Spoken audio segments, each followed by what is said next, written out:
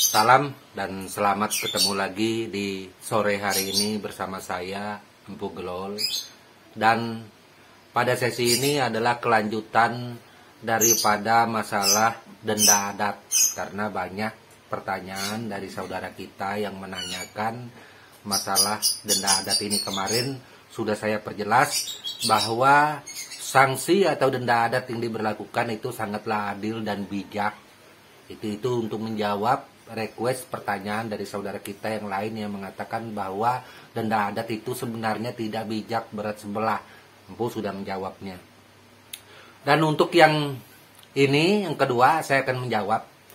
Ada beberapa pertanyaan, diantaranya satu, seandainya bagaimana Empu kalau seumpamanya yang kena pukul tidak mau menerima kompensasi.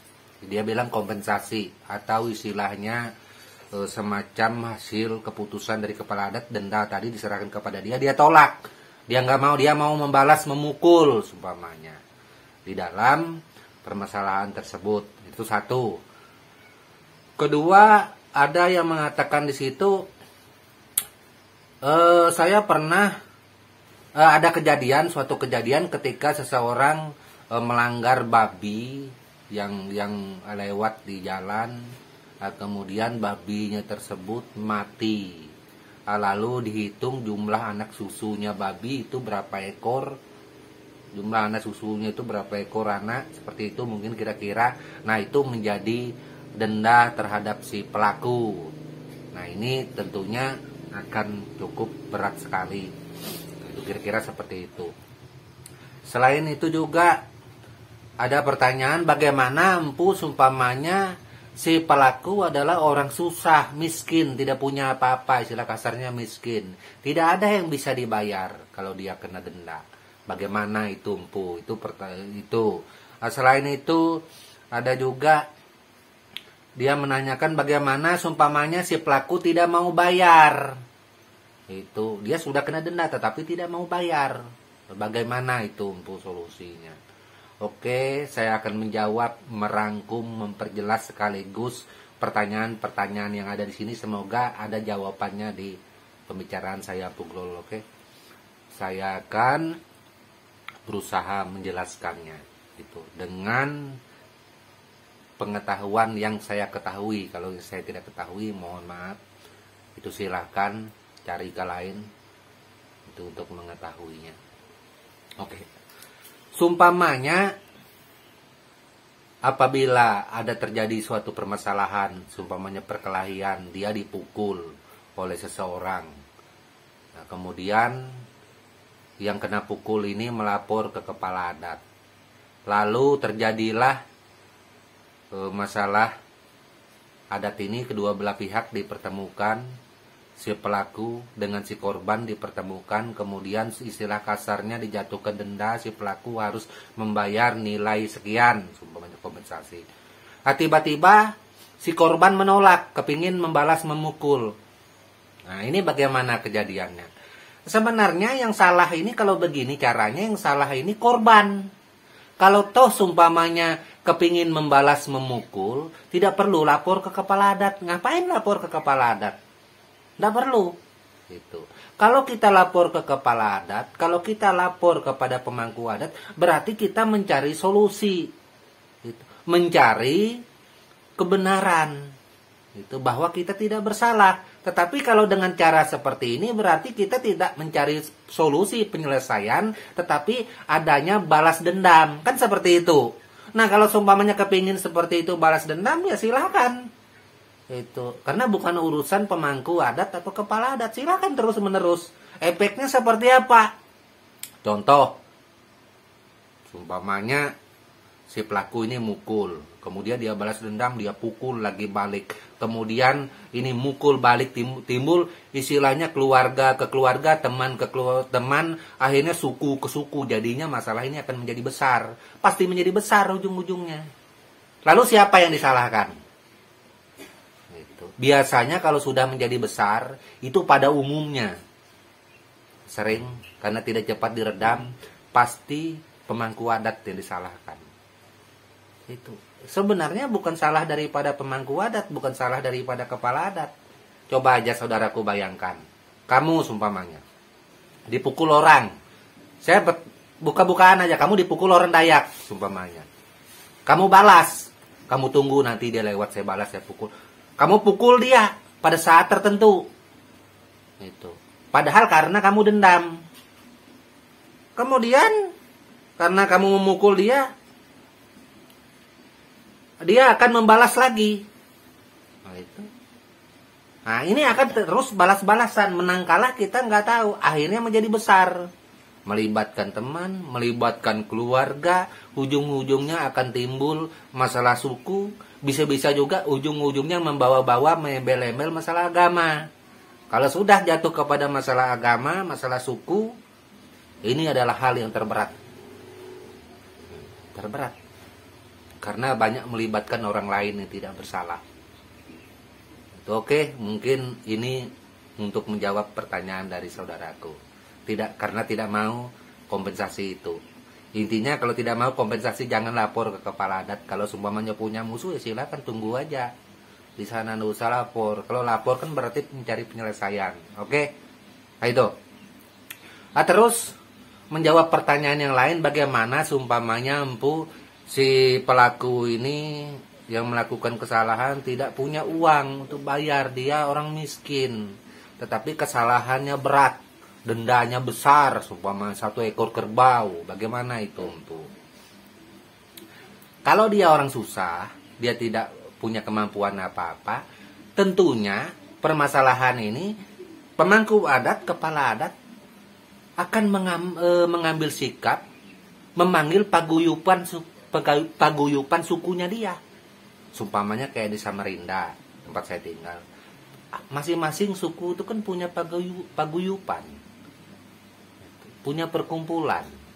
Nah, ketua perkumpulannya yang ada ini akan dipanggil untuk permasalahan ini.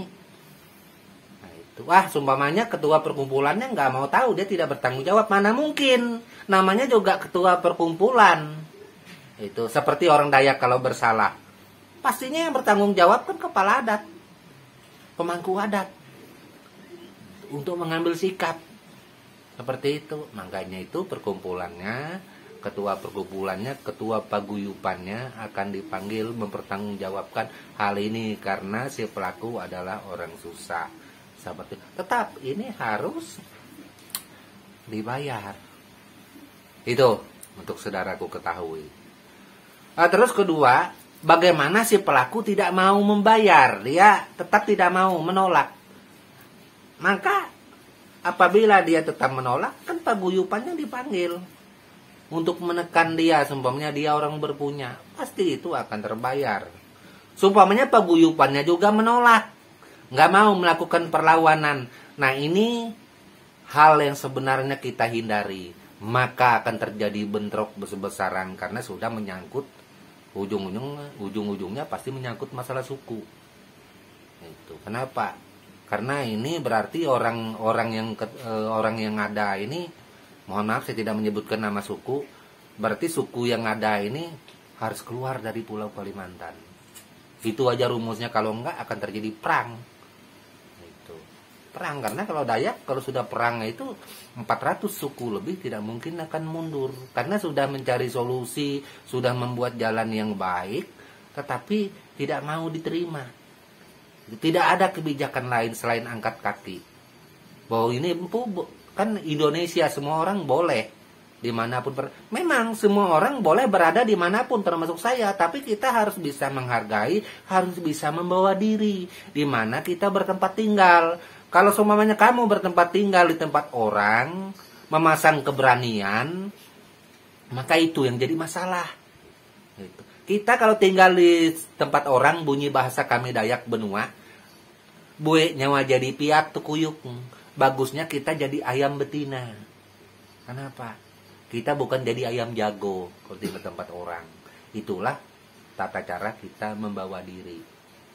Tata cara kita menghargai orang, menghormati orang, seperti itu. Itu. Terus masalah babi yang ditabrak tadi, sumpamanya. Nah, itu kan tergantung aturan tradisi adat mereka punya. Kalau memang seperti itu ya mungkin saja itu. Tetapi kalau untuk kami orang benua, dilihat dulu seperti apa. Kalau itu memang jalan lintas kabupaten, lintas kota, tiba-tiba ada yang memelihara babi berkeliaran, itu sebenarnya yang jadi masalah bukan kalau babi terlanggar tadi mati, itu resiko babinya. Si pelaku tidak akan mengganti itu. Kenapa? Sekarang kita pikir balik. Coba seumpamanya yang pakai kendaraan bermotor ini tertabrak babi, dia luka, jatuh, babinya nggak kenapa-kenapa atau meninggal. Kira-kira yang punya babi bertanggung jawab nggak? Nggak mungkin bertanggung jawab. Pasti dia bilang bukan babinya saya, nggak tahu itu siapa punya. Nah itu, makanya itu di daerah saya, Kabupaten Kutai Barat, Kalimantan Timur, rata-rata orang pelihara babi untuk lintas kabupaten, bukan di kampungnya. Itu dikurung semua. Karena mencegah hal ini. Itu. Yang punya babi, takut yang punya babi mau babinya dibayar, mau babinya kena denda, terima denda, tetapi ketika orang lain yang ada kecelakaan dia pasti tidak mau membayar. Ini yang jadi masalah. Makanya itu ini disikapi dengan serius. Itu. Jadi sebenarnya adat tradisi budaya kami Dayak, masalah menyangkut hal semacam ini cukup adil, cukup bijaksana. Kalau seumpamanya dibilang nggak bagus, nggak adil, nggak bijaksana, ya saya nggak tahu lagi harus seperti apa. Itu mungkin saja, mohon maaf, karena bagi saudaraku yang tidak pernah tinggal di daerah kami, mungkin berpikiran seperti itu. Tetapi untuk orang-orang yang tinggal di daerah kami akan tahu seperti apa. Bahwa suku Dayak ini tidak pernah semena-mena sembarang mendenda orang. Tetap berlaku adil dan bijaksana. Pemangku adat, kepala adat memutuskan sesuatu itu pasti yang pantas, pasti mencari solusi yang terbaik agar tidak terjadi perpecahan, agar tidak terjadi masalah kesukuan. Berbicara masalah agama, seumpamanya nggak boleh, karena orang Dayak ini bermacam-macam agama loh. Di Dayak ini, dosa saya sebutkan agama apa aja ada, nggak percaya, boleh datang. Banyak itu. Jadi ini harus dihindari. Kepala adat, pemangku adat sudah begini itu. Nah, ada yang merasa tidak puas segala macam. Sekarang bukan merasa tidak puasnya, tetapi palu yang sudah diketuk oleh pemangku adat, oleh kepala adat, itu merupakan aturan yang memang dari turun menurun. Itu tidak bisa kita melebih-lebihkan apa yang menjadi keputusan, apa yang menjadi aturan di dalam hukum adat itu. Sumpamanya dia tidak puas, ini harus dibunuh kayaknya. Kalau nggak dibunuh ini nggak benar. Nah ini kan berarti tidak puas. Itu sementara menurut daripada keputusan adat yang berlaku, ini dijatuhi sumpamanya 2 ekor kerbau terberat. Tetapi yang lain tidak menerima, meminta ini dibunuh. Nah itu kan karena tidak puas menurut hati egois, menurut kemauannya dia. Karena di dalam budaya kami Dayak, di dalam budaya, di dalam tradisi serta para pemangku adat atau kepala adat yang ada, mereka ini biasanya tidak pernah berbuat atau melakukan keputusan hal yang bersifat egois. Pasti yang terbaik dan bijaksana. Seperti itu. Jadi mungkin itu menjadi jawaban buat semua saudaraku. Itu semoga saja bisa dipahami. Saya berusaha menjelaskan ini yang terbaik. Tetapi jikalau sumpamnya di dalam penjelasan saya ini kurang pas, kurang baik, bahwa memang orang Dayak itu kayaknya nggak cocok ke hati saya, nggak pas ya terserah. Karena saya juga tidak bisa memaksakan orang-orang yang seperti ini. Itu. Dan kami, orang Dayak tidak pernah memaksakan supaya orang lain menyukai kami, enggak. Terus terang, kami tetap seperti ini, orang baik, kami tetap baik. Gitu. Dan untuk masalah salah, siapa yang salah, ya itulah yang menanggung akibatnya. Tidak memilih, mau itu dia pendatang, mau itu dia suku Dayak sendiri, kalau memang salah, tetap salah. Tetap berdiri di garis tengah. seperti itu. Oke, mungkin hanya itu yang dapat saya sampaikan.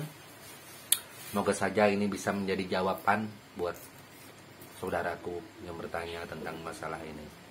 Dan akhir kata saya ucapkan buat semua, salam budaya dan tabe selalu untuk kita semua. Amin.